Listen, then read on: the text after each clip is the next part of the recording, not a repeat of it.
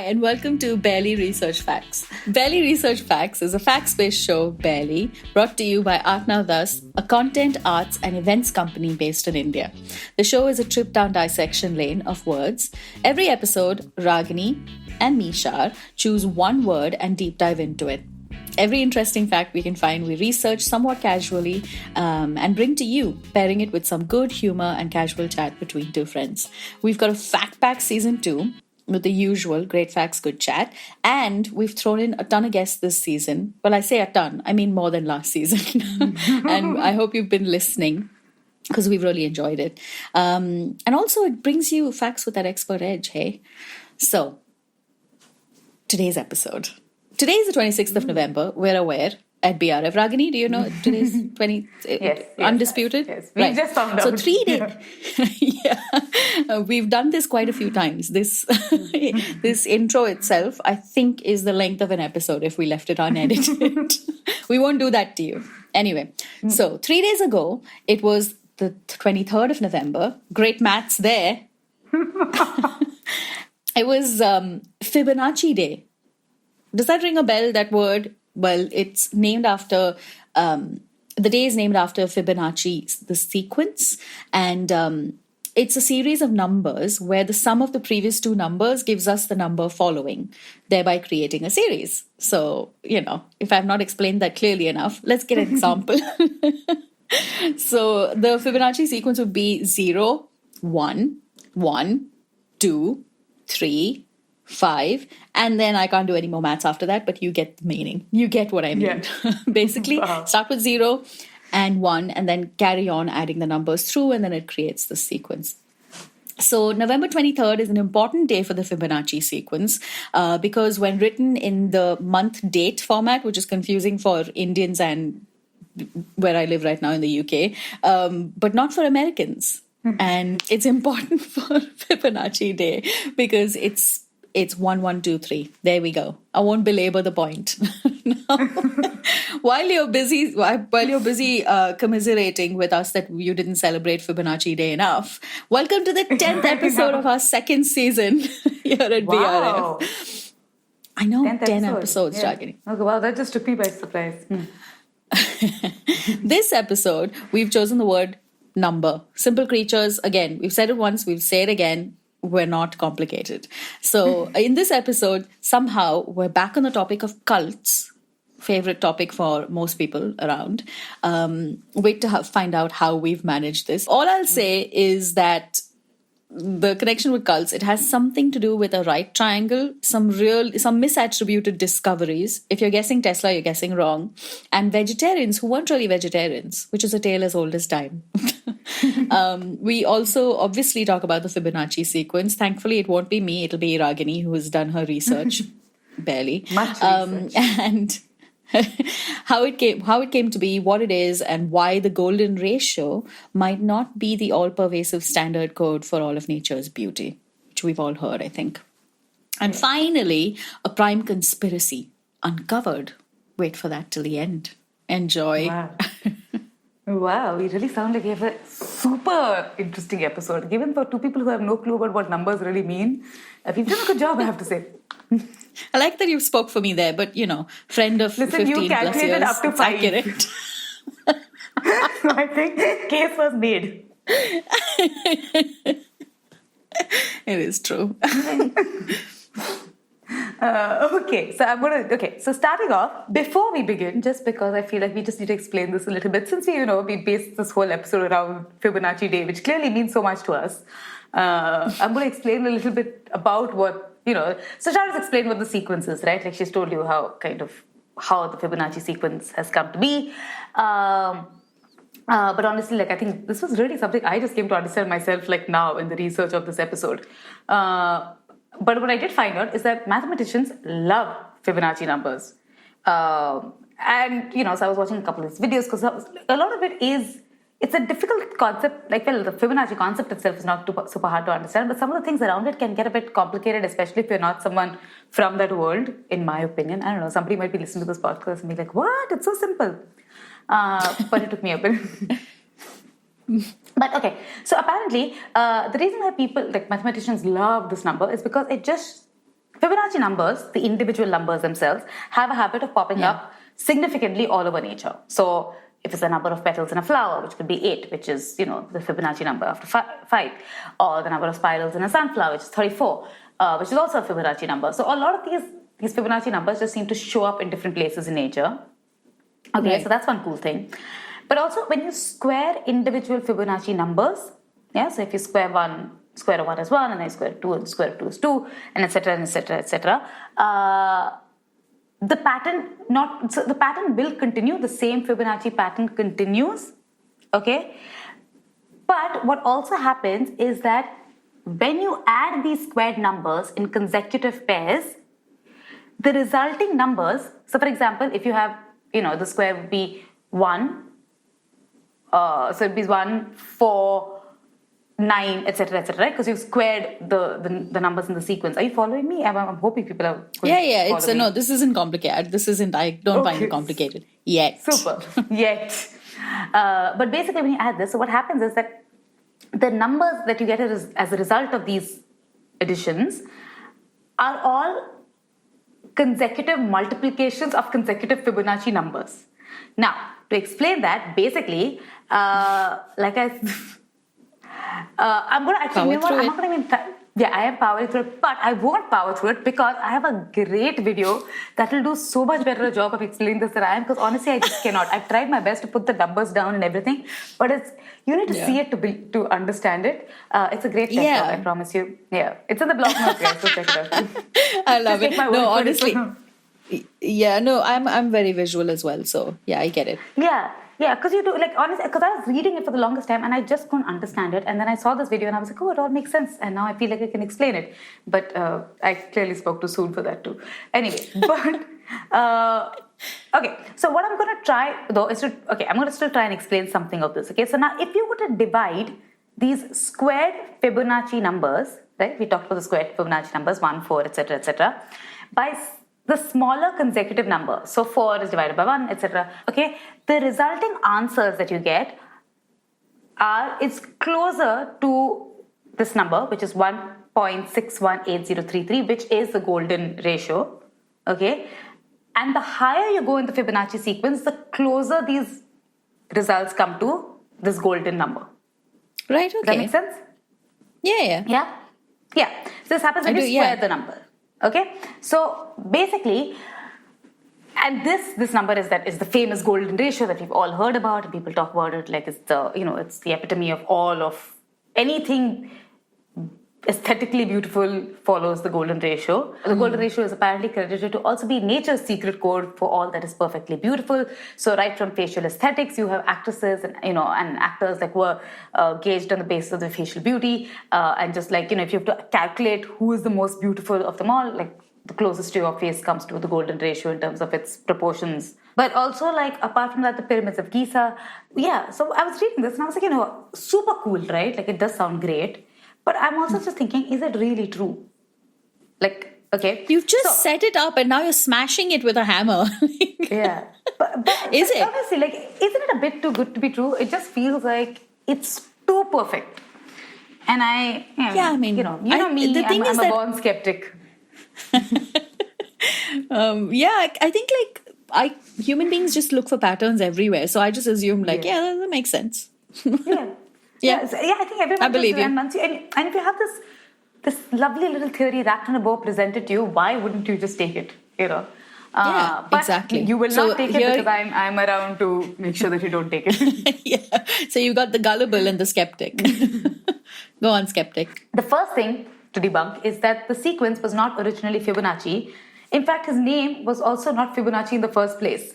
Okay, so the Italian mathematician, who we now call Leonardo Fibonacci, was born around 1170, and he was originally called Leonardo of Pisa. And in the 19th century, historians came up with the nickname Fibonacci, which basically meant son of Bonacci, of the Bonacci clan, to distinguish him from another very famous Leonardo, who was Leonardo da Vinci. Oh, right, okay, Yeah, okay. Now, also, Leonardo of Pisa did not actually discover the sequence. It was originally discovered in ancient Sanskrit texts that used the Hindu-Arabic numeral system, which is the system that we use now when you write 1, 2, 3, 4, 5, 6. Okay? Because at the time, in Europe, the Greeks were using alphabets or like just shapes. The Romans were using, the famous Roman numbers that we've all learned in school. Yeah. But these Sanskrit texts first mention it in 200 BC. So they predate Leonardo of Pisa by centuries. But in 1202, Leonardo of Pisa published this book called Liber Abaci, which was about which gave an example which used the Fibonacci sequence. But in general, this book was meant to introduce. It was meant for traders. It was useful to track profits, losses, loan balances, etc. Because he was basically laying out the foundation of the Hindu-Arabic numeral system. Which was, so this was the first time that was being brought to the Western world, and we can thank him greatly for that, that we're not still writing in Roman numbers all over the place. So basically in this book now, one of the places is he introduces this problem involving some rabbits and rabbits reproducing. Anyway, long story short, it seems that this formula that he used for this rabbit problem is what is now known as the Fibonacci sequence. Okay? Right. So, Liber Abaci first introduced the sequence to the Western world. But barring these few paragraphs about the breeding of rabbits, he really doesn't mention the sequence again. In fact, it was only in the 19th century when mathematicians worked out more about the sequence mathematical properties. And in 1877, French mathematician Edouard Lucas officially named the rabbit problem the Fibonacci sequence. Yeah. All right. So now, there's a mathematician at Stanford University. His name is Keith Devlin. He's also the author of Finding Fibonacci, The Quest to Rediscover the Forgotten Mathematical Genius Who Changed the World. So he says that basically the Fibonacci sequence shows up at a few places in nature. Yeah, it does. It's very cool. But it's not some massive secret code that governs the architecture of the universe. Okay?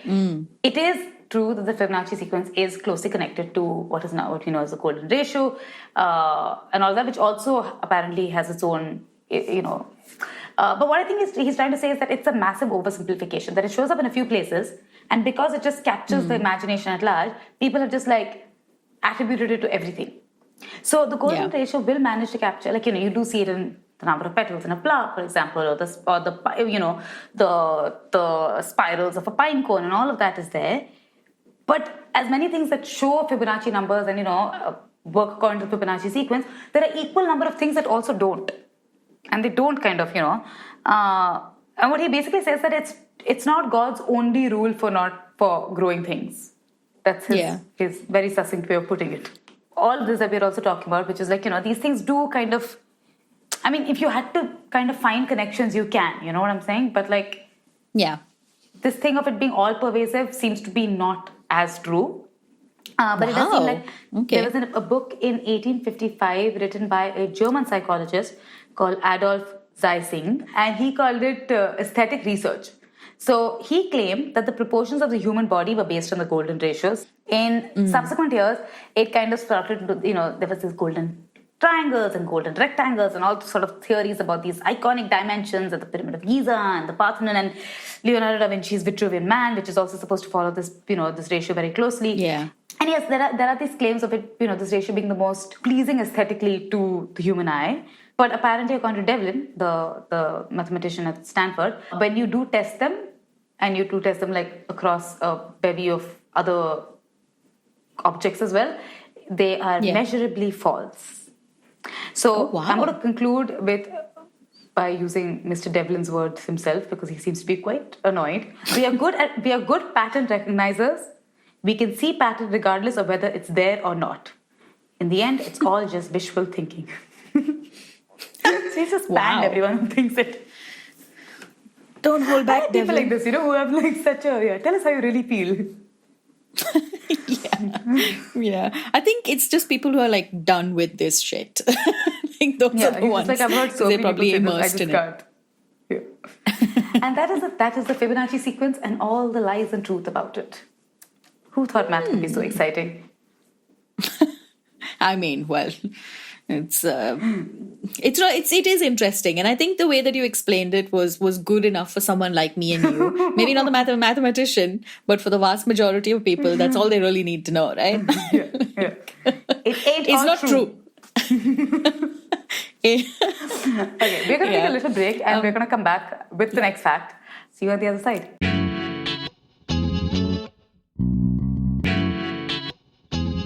Well, we hope you're enjoying listening to the episode, but we do have a small favor to ask of you. It's not very big, it's very small. BRF is an independent podcast with no sponsors right now. We love making this podcast and want to keep doing it. So if you love us as much as we love doing this, do consider supporting through a small donation. Either through our InstaMojo link if you're in India, or our PayPal link if you're abroad. You can find both of these on our Instagram bio or the show notes to all the episodes as well. So no matter where you go, it follows. So just look for those two links and do consider supporting us. On Instagram, we're at Barely Research Facts. And if you're not able to support us monetarily, we understand not everyone might be able to. You can still help us by rating the show and leaving us a review if you're listening to us on Spotify or iTunes. It really does help. So thank you in advance for doing that.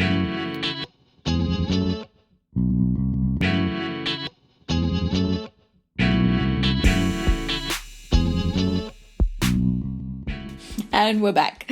So we took a little break, and now it's my turn to talk about cults. Let's go. So we've been talking about numbers. Ragini's gone into the Fibonacci sequence, as you just heard. I wanted to talk about Pythagoras. Do you remember him, Ragini? Do you remember him tormenting us in school? And I remember him from my episode on prank and his prank cup. Yes, his prank cup. Yeah. Well, go listen to that episode because that's actually quite cool. It does humanize him a little bit because I'm going to trash his personality right now. Wow. So and I think prank Pythagoras cup was also your fact only. So you're really like... It might have been. I'm a bit obsessed with him. Mostly because, who isn't with cult leaders? And someone who thinks about even has the time to think about a prank cup. Like there's plague, all sorts of like diseases and all sorts of things to worry about. Needless to say, all the things you're doing to trick your followers into believing what you're saying. And he invents a prank cup because why not? Yeah. So Pythagoras, if for anybody who doesn't happen to know who he is, he was a Greek person who thrived in the 6th century BC. Not much is known about his life because paper perishes and word of mouth lives forever, apparently. But he might actually be a composite figure to whom the discoveries of many different people are attributed, and you'll find out why a little later. So it's not even known whether the Pythagorean theorem, which tormented all of us, well, not tormented so much, just is a part of our history in school, was actually discovered by him, whether it was or wasn't. So essentially what he did is he created a cult. He was worshipped as a demigod by his followers. They literally called him the divine Pythagoras. And they would, And it wasn't just like, I started it yesterday and it finished tomorrow kind of cult. It lasted for up to 200 years, approximately 200 years. Which cult starts yesterday and finishes tomorrow? That's what I'm curious about. The ones you don't hear about, Ragini, that's the ones. All right? All your insidious cult knowledge. Yeah, I mean, well, so they would tell others that Pythagoras was the son of one of the gods, one of the many. There's so many. Usually Apollo or Hermes. The cult was part philosophy and part religion. And you're wondering now, when are we going to get to the numbers? Well, hold on, hang on, we're going to get to the numbers. So they did worship Apollo, and in particular, the aspect of Apollo who was he was like the god of the oracle of the temple of Delphi. So basically, just the ones who can grant your wishes. Just, I'm going to worship you because you can, I don't know, give me a... I could get on board with that. Yeah. Better beard. That makes sense to me. Better beard than... Simple man. Yeah, so... There were songs of praise written to Pythagoras, and his followers believed he had supernatural powers, probably because he was telling everyone he had supernatural powers. He could do things. He apparently could do things like speak to animals, and animals could speak to him. He had the ability to tame eagles and bears by petting them. So fun. I mean, the power of the pet, eh? So Aristotle wrote that he was supposed to have had a golden thigh and that he displayed it at the Olympic Games. He also once showed... he wasn't shy about his golden thigh. He also once showed... Have I heard that right for a second? I mean, with the Victorian ladies, it was their ankles. With Pythagoras, it was his thigh. Here's my thigh. Have it. So he also once showed his golden thigh to a priest who gave him a magical arrow that allowed him to travel long distances. Is it just me or does that sound vaguely sexual? I don't know. Also, it just does not connect to me. I'm just I'll show you my thigh. Okay, here, take an arrow. Go far away. It's golden, Ragini. It's just stop showing me a thigh. Go away. Get away. Here's an arrow. Here's an arrow. Leave. So, this cult had a significantly ridiculous amount of rules that the followers had to adhere to. For starters, all new members had to keep a vow of silence for 5 years. And this obviously, it sounds fishy. Obviously the new ones who would have the most problems with the cult until they were indoctrinated were told to just shh, keep quiet. So that was that. And then all sexual relations were discouraged. But if you had to, you could only do it in the winter, never the summer.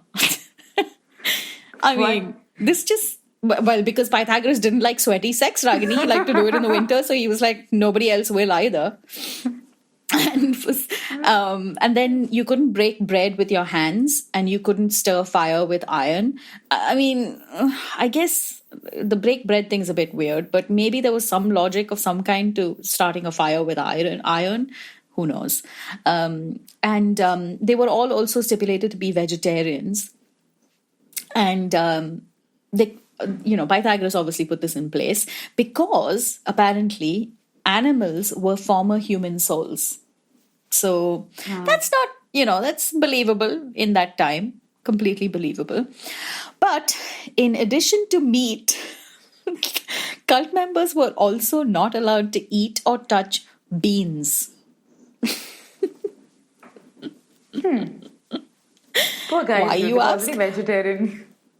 Vegetarian, silent, only sex in the winter. If you had to. Couldn't even eat beans. Only if you had to. So apparently Pythagoras...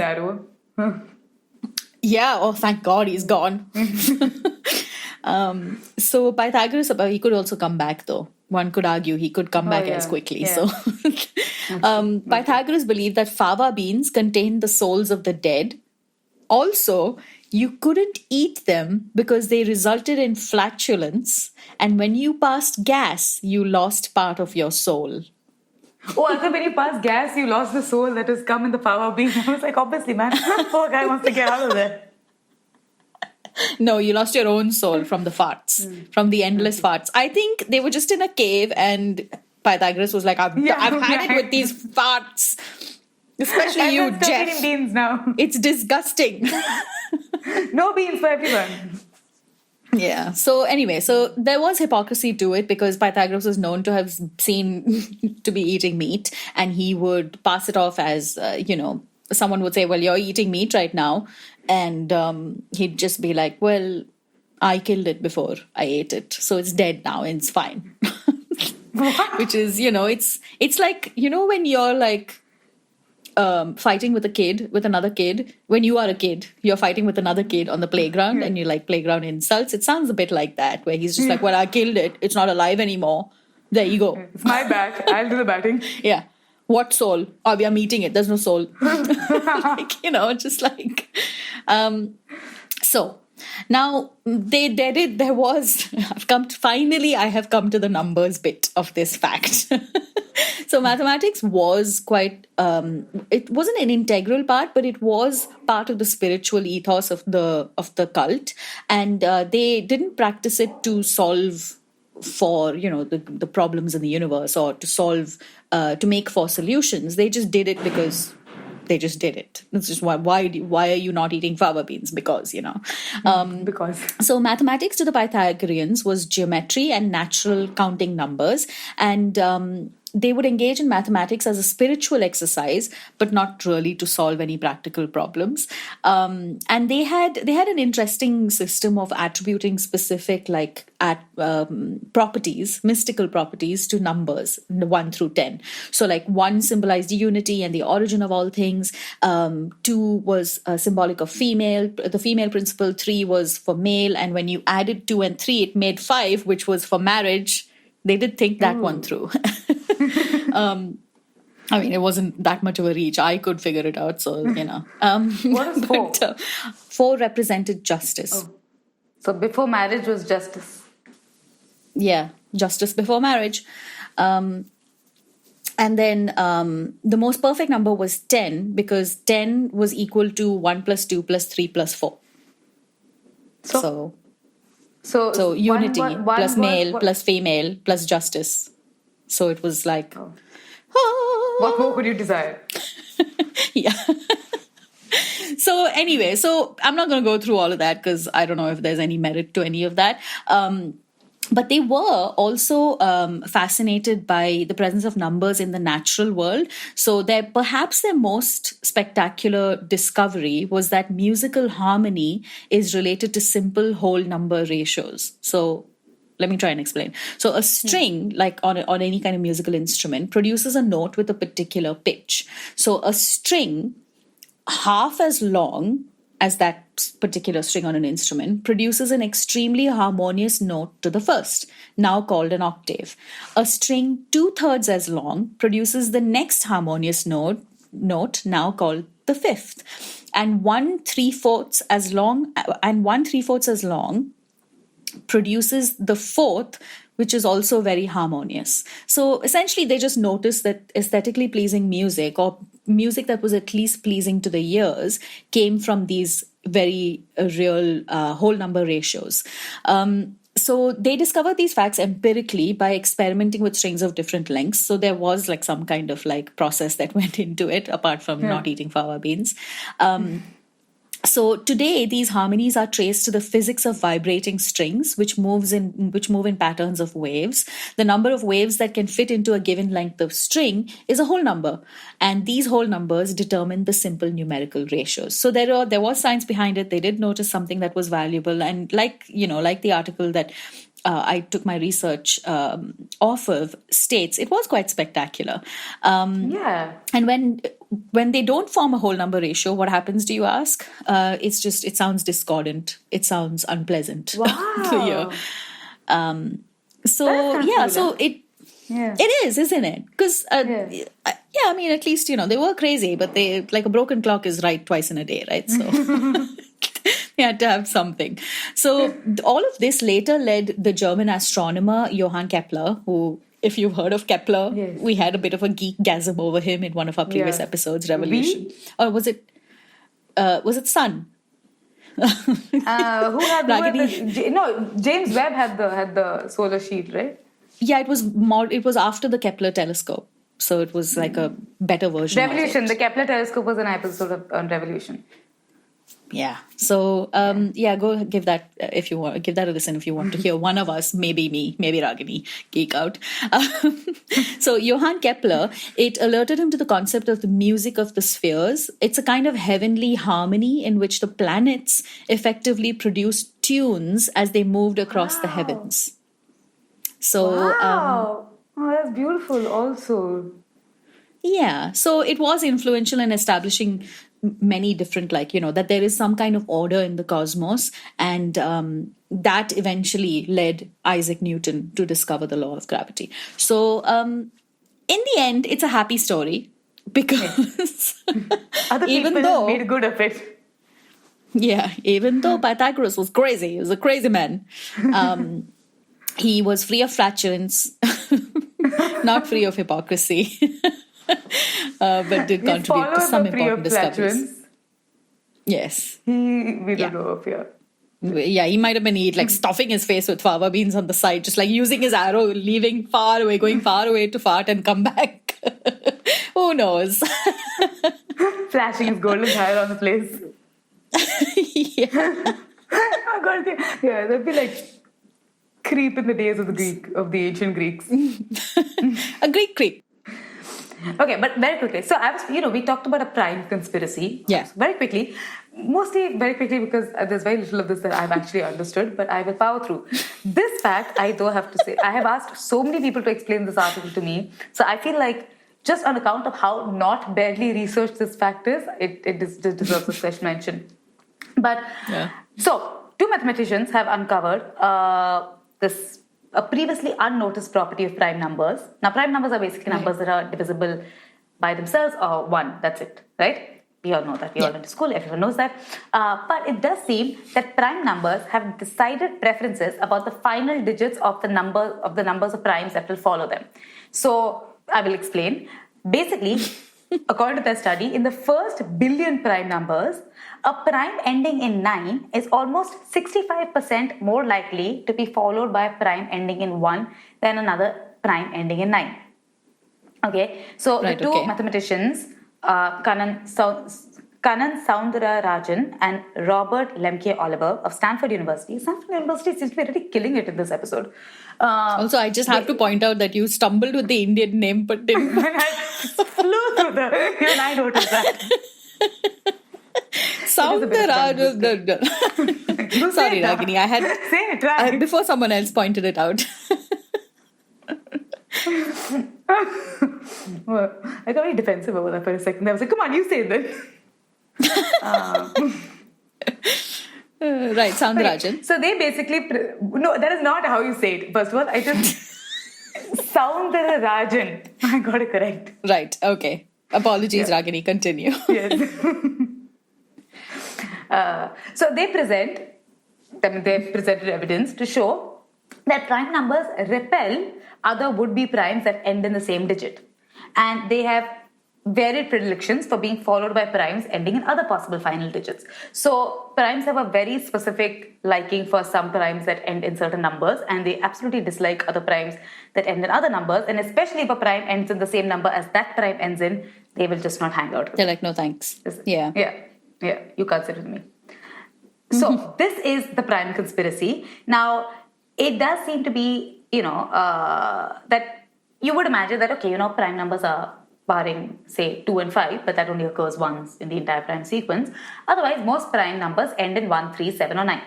So, if a number is ending in 9, it's likely that the next prime will be a 1 or a 3 or a 7, and it's unlikely that it's going to go all the way up to a 9 again. Fair, right? Yeah. But that's only when you do it in a 10-base system. Now, what's a 10-base system is the number system that we use, which is 1, 2, 3, 0, 1, 2, 3, 4, 5, 6, 7, 8, 9. And then, we repeat a digit. So then you go to 10, 11, 12, right? So that's the 10 base. Yeah. Now, but if you do it in any other base, so for example, if you do it in a 3 base, which is just 0, 1, 2, and 0. So 10 base is this, then you have binary. We all know what computers use binary codes. So you have 0 and 1, and then ternary, which is the 3 base, is 0, 1, 2. Okay, and so when they've tested it in a 3 base, and there is a whole complicated calculation that you need to do in order to convert a prime number into a 3 base. I'm not getting into it because mostly it really flew. A lot of this flew over my head. But my friend Anant, who has specifically asked me to shout out at him at this episode, he was like, dude, I deserve citation, which he does. Because how much you harassed him. Yeah, I was like, I don't get this. So he sent me he sent me links and all to, I still didn't get most of it, but at least I understood what a 3 base is. But basically, even when they tested it out in a 3 base and other bases, this quality does seem to repeat itself, where prime numbers will decidedly not follow a prime that ends in the same number as itself. So it just seems to be how it is. Yeah, and that is apparently something that no one had discovered until recently. I think this was a study that happened in 2016. They discovered this in 2016. But yeah, nobody really knows what it meant. In 2016, at least, it was kind of a recent study. So, you didn't really know this was like an isolated peculiarity or whether you just had to keep going closer. They did go up to the first billion primes though. So they were able to see it sustain that far. Jeez. Wow. But now that, and now that, now that they know this, you don't know what other aliens possibilities, wonders, I think aliens around prime numbers. Yeah. 8 alien. Or who knows? It might be just disproved, like Ragini disproved the golden ratio. Yeah. Or what was his name? Adolf. 100 years down in the year 3000, when Ragini and Shar of that time are doing it'll be us. research facts, because that will still be going on. We will put our generations of children onto it. They will be debugging. Gosh. Yeah. Well, I think we are definitely at the end of our episode now. Ragini, are we all good? We at the end? Yes, we are. I think we've hit the end. Okay. So we hope you've enjoyed the episode, guys. This was really fun. Yes, Sorry, and I were you want to gonna say end. something. Yes, I did want to end with just this one tiny, tiny little droplet of a fact. A fear of the number 666, which is the number of the beast, is called hexaconta hexaphobia. That's one word. Even though I paused, it's one word. I did pause. It was nothing. It was just me looking at the word, wondering. Wondering what? But yeah, that's the episode. How do I say that? Woo! Wow, we did really well with this. Well, that was a fun episode. We hope you guys enjoyed it. I did. It was quite a revealing episode for me. Puzzling, revealing, yeah. Yeah. Confusing for a lot of the part as well, I think. At least in the research. Okay, so before we end though, those of you who have been following us regularly probably know by now that our parent company, ArtNowThus, has an incredible long-form content culture newsletter where we cover every little interesting topic we come across with a team of writers. Probably Relevant is the coolest new newsletter on the block. It's where you can hang out to get a fabulous monthly dose of every interesting thing we can scour in the entire universe. That's a lot of stuff. But you can sign up for it via our website. We're at www.artnowthus.in, or you can hit the link in our bio on Instagram. We're at Barely Research Facts there. Also, drop us a follow if you haven't already on Instagram. We do a lot of fun behind the scenes. There are a lot of facts that are as barely researched but don't make it to the episode. And as always, our episode was edited by Mohit Chandelier. Music for the podcast is by Charata Arora. If you would like to write for the newsletter, also drop us an email, and we will see you next time with a brand new word in a couple of weeks. Bye, guys. See you guys.